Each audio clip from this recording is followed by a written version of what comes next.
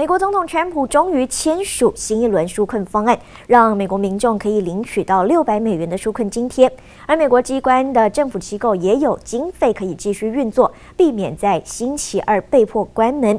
市场松了一口气，让今天美国股市主要指数全面走高，道琼上涨超过300点。涨幅扩大到1.02%，指数站上30509点。纳斯达克指数盘中创新高，现在上涨0.36%，来到12850点。S&P 500指数目前涨幅0.84%，来到3734点。费城半导体指数目前的涨幅是0.2%左右，指数来到2755点。组装完成后，仔细锁紧螺丝。纽约时代广场跨年倒数的大型水晶球已经准备就绪，弥漫着即将迎接新年的氛围。This is an iconic celebration any year, but this year more than ever, we're anticipating the beginning of 2021, full of hope for the new year. We're still going to see this beautiful Waterford crystal ball lowered as the entire world counts down together, united with a single wish for a good new year for everyone. 岁末年终之际，也是美国传统的消费零售旺季。今年虽然受到疫情冲击，消费表现仍优于预期。美国整体销售额成长3%，电商业绩占比从去年的13.4%上升到19.7%，成长幅度逼近50%。MasterCard says retail sales rose 3% in the United States from October 11th to December 24th.The pandemic changed consumer shopping habits. MasterCard reports e-commerce sales jumped 49%. The biggest surprise, I think, is the health of the consumer.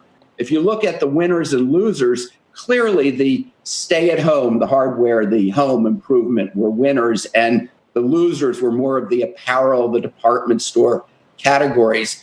疫情影响之下，民众待在家的时间变长，居家修缮和3C 产品销量大增，服饰和奢侈品销售表现最差，下降约20%。America's COVID crisis marked a new milestone today. Total confirmed cases topped 19 million. At least 1 in 17 people have contracted the virus. The death toll now nearing 333,000. 新冠疫情在美国仍没有趋缓迹象，平均每1000个美国人中就有1人因新冠肺炎病故，且平均每17人就有1人确诊。耶诞节刚过，紧接着又要迎来跨年，部分民众不顾警告照样出游，增加群聚感染风险。专家担心，假期结束后，美国恐怕爆发新一波疫情高峰。记者王新伟、赖婉君综合报道。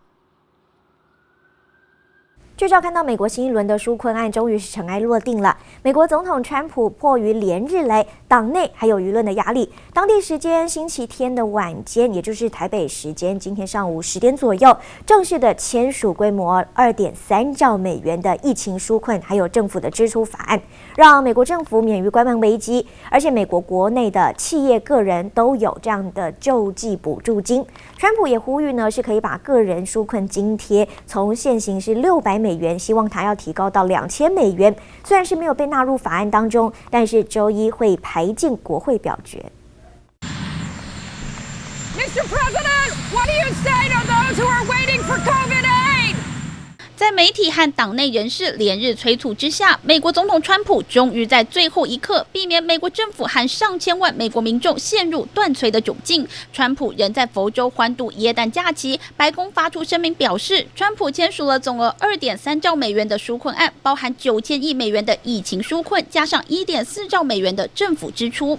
President Trump has signed the $900 billion COVID-19 relief bill. This will also avert a government shutdown. 川普签署法案后，1400万美国失业民众将可继续领到失业救济金，直到明年3月。美国政府机关运作也可撑到明年9月，让各界松了一口气。不过，川普这次愿意点头，恐怕只是权宜之计。I am asking Congress to amend this bill and increase the ridiculously low $600 to $2,000 or $4,000 for a couple.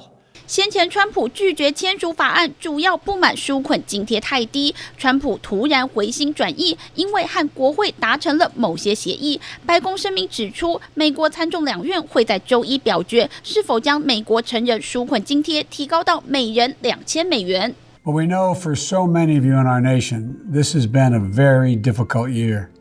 Many of our fellow Americans are struggling to find work. literally put food on the table, pay their rent or their mortgage. I understand he wants to be remembered for advocating for big checks, but the danger is he'll be remembered for chaos and misery and erratic behavior if he allows this to expire.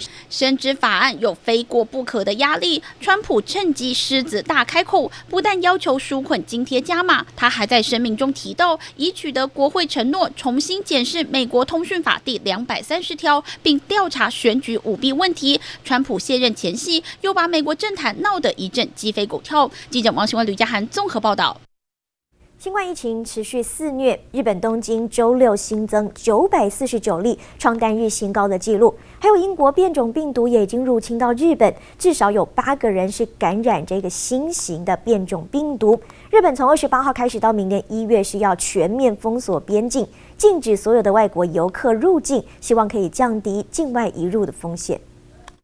日本东京机场空荡荡，不见过去耶诞跨年旅游人潮。外国游客入境禁令28号起开始生效。We heard of the changes, so this is also why we changed our flight. So actually, our flight was going next week, but we scheduled this now earlier. So we booked a new flight because we were afraid that the changes were getting more severe. So this is why we came earlier. 就怕禁令生效后进不来，外国人提前赶回到日本。英国变种病毒已经在日本发现至少8起案例。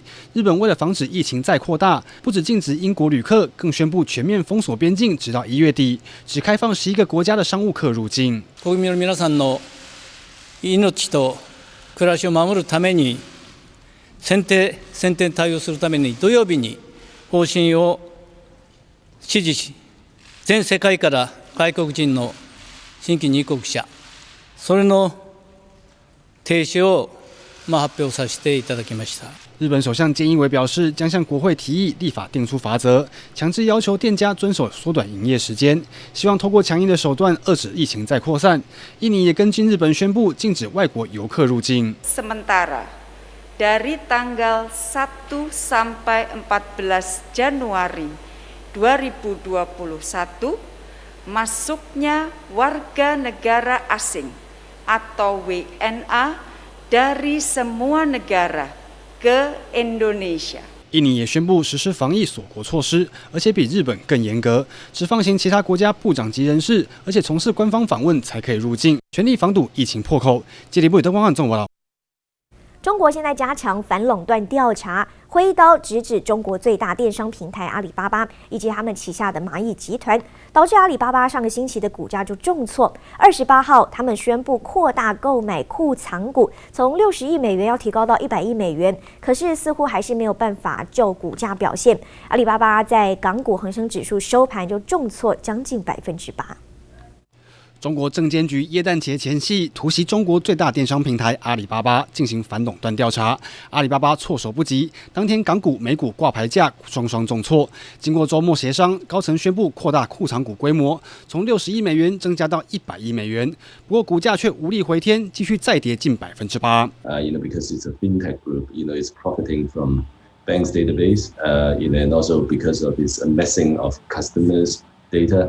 It means that it has much insight into consumer behaviors, and that enables it to grow much faster than the other financial groups.